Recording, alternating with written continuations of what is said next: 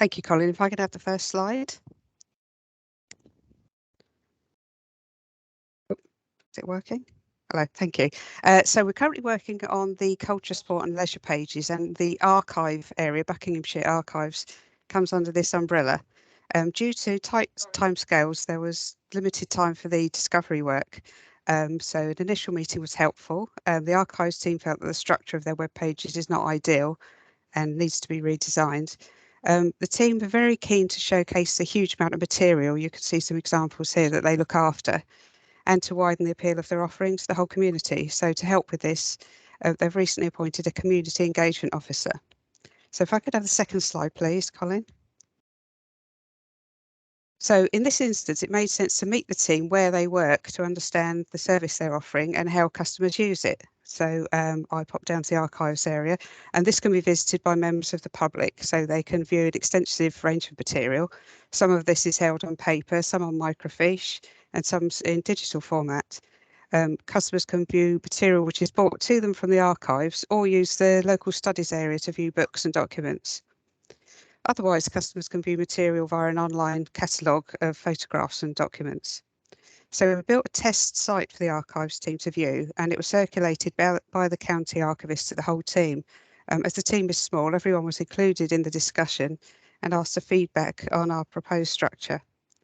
So we're looking forward to meeting them again to see what they make of it, and we're holding regular review meetings with the archives team to take the project forward, and I hope to come back with an update in future show and tells. So that's me, thank you. Hi everyone, so I will be talking you through the adoption and fostering pages. My name is Lucy and I'm a content editor for the web team. So over the past few months, I've been working with the fostering and adoption teams to redesign their pages, which involve moving them over from the old county council site to the main site. So these are now live as of a few weeks ago. So through discovery sessions and meetings with the team, it became quite clear that the services needs were different to others in that they were heavily recruitment led, constantly aiming to recruit adopters and foster carers to care for children in Bucks. So I found straight away that they had a very good idea of who their target audiences were, how they worked and what they wanted to see from the website. So this helped us to design the web pages together to best fit those needs. So with these web pages, we looked to showcase the support services they have available, including allowances for foster carers, as well as support groups for adopters. We looked to make contact details very visible on each page. The team were very, very keen to be contacted, whether that's at the early stages of the sort of initial interest in adoption or from people that are already adopting or fostering. And we also found that we wanted to provide sort of a mix of brief and detailed information, as for example, prospective adopters and foster carers want to read sort of different amounts at different points in their interest. So for example, if you're first coming to read about adoption or fostering, you don't want to be overwhelmed with all the sort of intricate details of the process because it might sort of scare you off. It's you know, a fine process, but you just don't want to see that at the first point. So yep, and this team were also great with their social media, so we made sure to link to their Twitter and Facebook, as well as including some videos from their YouTube channel, which is basically from existing adopters or foster carers, as well as sort of experts from the team who were just sort of sharing their experiences to make it all seem a little bit more accessible to people. So next slide, please. So I also migrated some other content that was quite related to fostering and adoption, mostly involving similar teams. So on the old site, Special Guardians had a single page within the adoption section. It was highlighted by the team that they would like Special Guardians basically want the same platform and recognition as adoptive parents, which they probably didn't feel like they were quite getting from that single page that was sort of buried under adoption. So to support that need for recognition, we increased the content massively, included how to become a special guardian, what it involves and what support we offer. So we also placed it under the Care for Children and Families page rather than within adoption, which is the team that it sits under, just so we can make it clear that they are very separate, but they are at an equal level. Similarly with private fostering, they had a few sort of intricacies. The team highlighted that most private foster carers don't actually know that they're private foster carers. It's basically when a child lives with an adult who is not a close relative for more than 28 days. So they basically needed to make sure that people knew they had to let the local authority know, mainly for sort of safeguarding purposes. So what we did is we made the page name clear, which was looking after someone else's child, but we included in brackets private fostering. We made the contact details prominent so people know how to let us know that they're private foster carers. We added in a video from the YouTube where a private foster carer sort of explains how he came to care for someone else's child and how he actually realised he was a private foster carer through the teachers at school. And then we included specific information for professionals, as often teachers and healthcare professionals who have more knowledge of sort of childcare really will inform the local authority of an arrangement. So then finally we had to sort of boost the profile of these pages, of the new pages, we've done a number of campaign pages. The most recent one is for Foster Care Fortnight, where we're basically just showcasing everything they have to offer with just quite a bit more media than we're able to put on the website. So yeah, that's me done.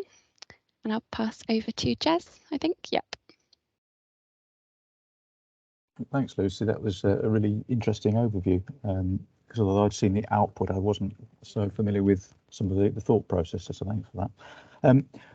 I'm just going to talk about something slightly different. This show and tell really is about the website development, but a project that we've also picked up recently is to develop the intranet. So if you could go to the first slide, Colin, please.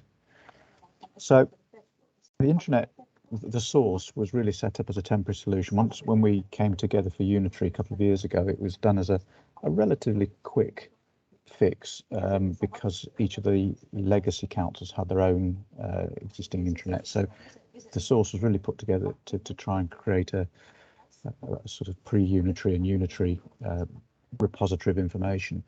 And I think what comms have done with it is very good, but it doesn't really go far enough, and so there are still the remains of some of the legacy intranets behind the scenes.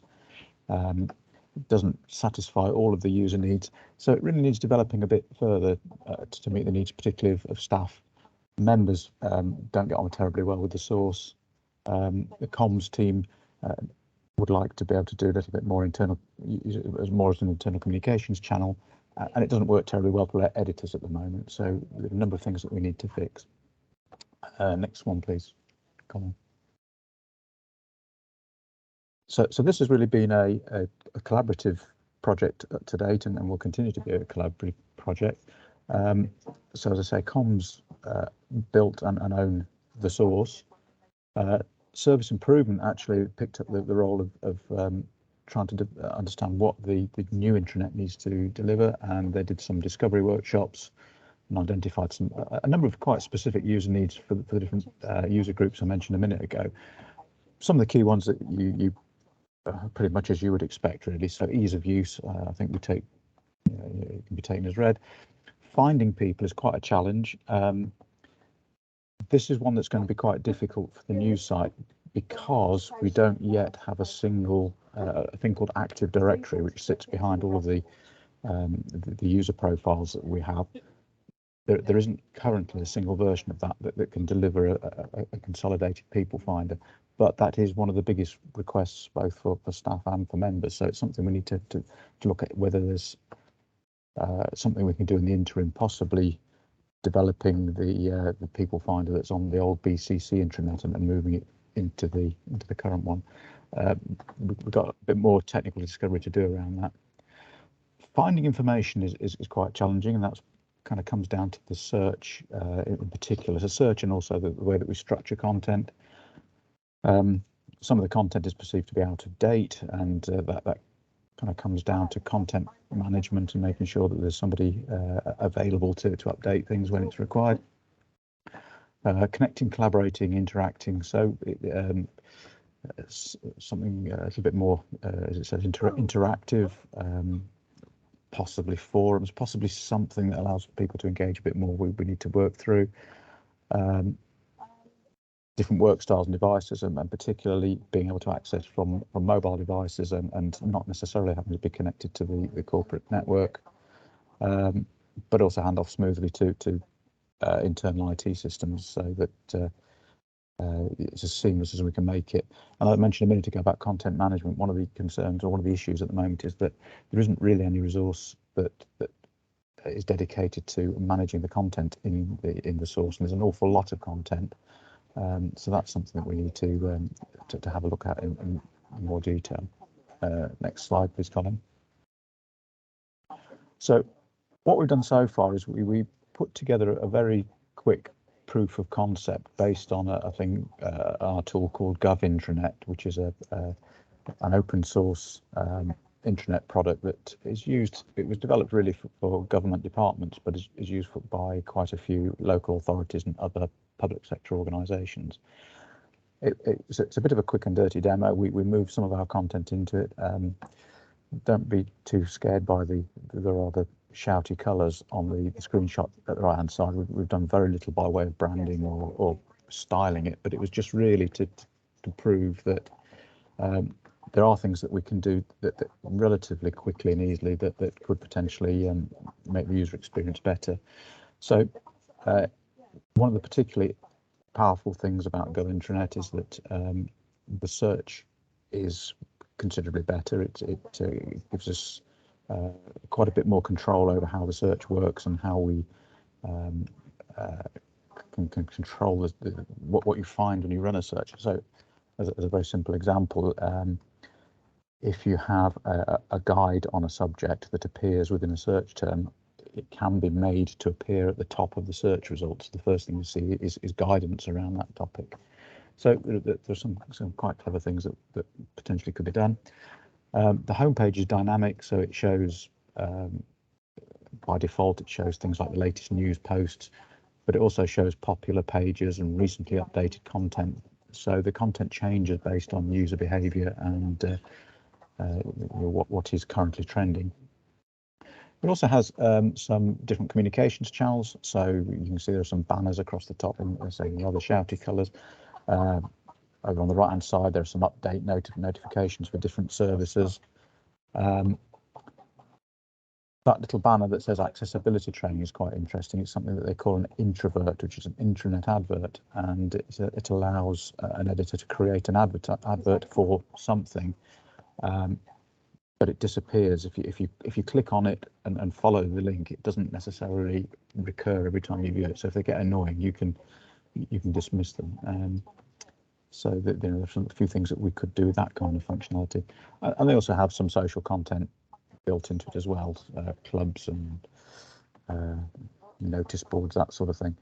So this isn't a done deal. This isn't a product that we're necessarily recommending that we use, but it was just an interesting example of how we could potentially develop on what we already have, relatively low cost and relatively cheaply. Next one, please, Colin. So the proof of concept really was to impress the Service Improvement Board, to confirm the funding for this. So funding has been agreed through WorkSmart, and we've got a small amount of money to progress.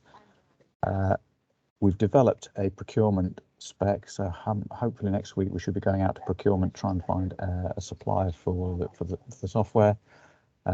We should be evaluating bids probably the end of May, early June, and appoint a winner in June. And then the aim is to try and get something up quite quickly. So 4 to 6 months after we've appointed, hopefully we will have a new intranet that we can unveil. And I said earlier, it's a collaborative project. So one of the objectives in the future is that we will have a dedicated content editor for the intranet, probably sitting in the digital team, but quite possibly we may also have somebody in HR and somebody in communications that also work with us to make sure that their relevant content is being maintained. Those things are still to be agreed, but that's the kind of direction of travel at the moment. And as part of this, we've been speaking to all the stakeholders in this, and one of the things that we could potentially do is combine the You and Work content with the source. And again, You and Work is an excellent product, or it certainly started out as an excellent product, and they're very well written, well curated. Two issues with it. One is that it sits in a separate website, so it's not searchable currently from the source. So that's quite a quick win. If we can make it so it's all searchable in one place, that would be really helpful.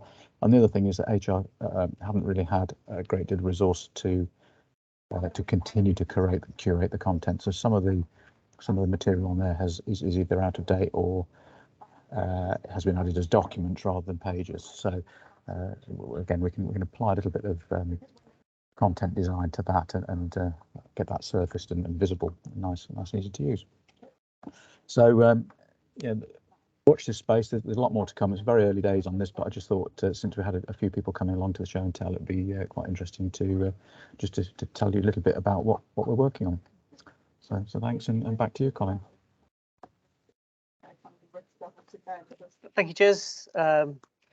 Really interesting to see how much we can do relatively quickly, just as an example, obviously, of the intranet, and as well as sort of the progress we've made in other areas. Like I say, we have quite a few outstanding areas which we're hoping to be completed for next time, so that we can share more with you.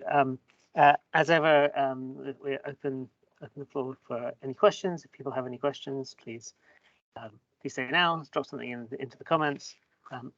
Otherwise, I will say goodbye. Thank you, everybody, for coming to our show and tell.